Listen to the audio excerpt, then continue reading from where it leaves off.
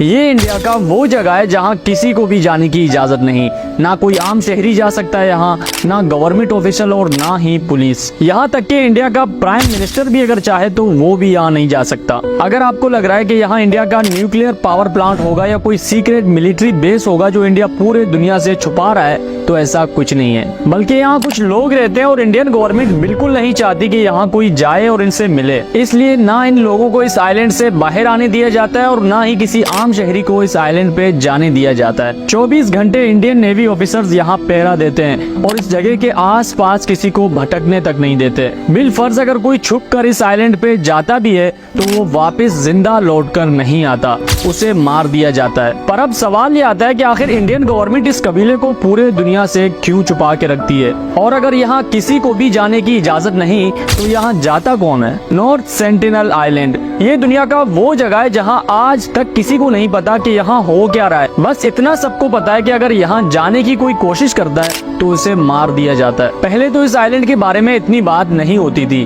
पर फिर 15 नवंबर सन 2018 को एक ऐसा हादसा हुआ जिसने पूरी दुनिया की नजरें इस आइलैंड पे कर दी। जॉन एलन नामी एक अमेरिकन बंदा कुछ इंडियन कश्ती वालों को रिश्वत देके इस आइलैंड पे जाता है। उसका मकसद था कि वो उस आइलैंड पे रहने वाले लोगों को अपने मजहब क्रिश्चियनिटी की दावत दे और उनको अपने मजहब में कन्वर्ट कर सके। जैसे ही जॉन वहाँ पहुँचा उसने कश्ती वालों को किनारे पे खड़ा किया और खुद कुछ गिफ्ट्स लेकर आइलैंड पे चला गया। जॉन ने सोचा कि ये गिफ्ट्स देखकर वो लोग बहुत खुश होंगे और इसको एक अच्छा इंसान समझकर इसकी बात सुनेंगे, पर जैसा जॉन ने सोचा था वैसा कुछ नहीं हुआ। उन लोगों ने आते साथ ही जॉन पे तीर बरसाए और उसके लाए गए तोहफे उसके आंखों के सामने तोड़कर फेंक दिए। ये देखकर वो कश्ती वाले भी वहाँ से डर के भाग गए और उन्होंने दूर से देखा कि उस आइलैंड पे रहने वाले लोगों ने जॉन को मार दिया था और उसके लाश को घसीट रहे थे। इस खबर ने पूरे दुनिया में एक हलचल सा मचा दिया। अमेरिका से लेकर पूरे दुनिया के न्यूज चैनल्स ने इस खबर को कवर किया और उस टाइम हर न्यूज चैनल पे जॉन और इस आइलैंड की ही बात हो रही थी। हर तरफ लोगों ने तरह तरह की बातें करनी शुरू की। कई लोगों ने तो ये तक कहा कि जरूर इंडियन गवर्नमेंट यहाँ कोई खुफिया काम कर रही है जो इस तरह इस जगह की हिफाजत करता है।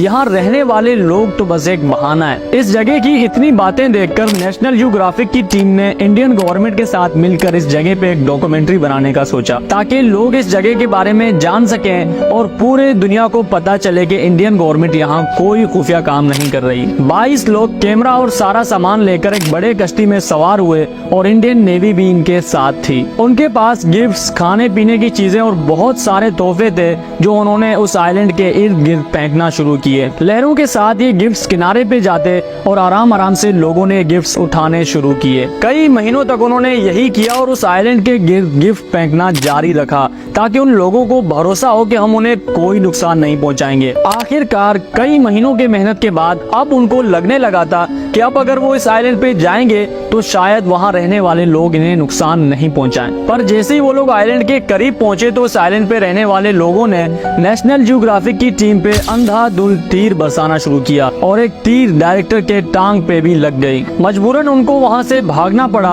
और ये मिशन भी खत्म करना पड़ा। पर फिर जब इस आइलैंड के बारे में तहकीक किया गया तो पता चलता है कि ये लोग यहाँ सदियों से रहते हैं और इनको बाहरी दुनिया के बारे में कुछ भी नहीं पता कि बाहर क्या चल रहा है। गाड़ियाँ, मोबाइल, इंटरनेट तो दूर की बात, इनको ये तक नहीं पता कि इस आइलैंड के बाहर भी एक दुनिया है। ये लोग अब भी सदियों पुराने तरीकों से अपनी जिंदगी गुजार रहे हैं। दुनिया में आ रहे नए नए टेक्नोलॉजीज के बारे में इनको आज तक कुछ नहीं पता। कहा जाता है कि जब इंडिया में ब्रिटिश हुकूमत था तो इस आइलैंड से कुछ लोगों को जबरदस्ती बाहर लाया गया था ताकि इनकी जुबान और कल्चर पे तहकीक किया जा सके, पर उनको यहाँ लाने के 2 दिन बाद वो लोग मर गए थे क्योंकि वो लोग सदियों से ही एक नेचुरल माहौल में रहते और हमारे दुनिया के जरासीम और पोल्यूशन उनका जिस्म सह नहीं सका और वो लोग 2 दिन में ही मर गए।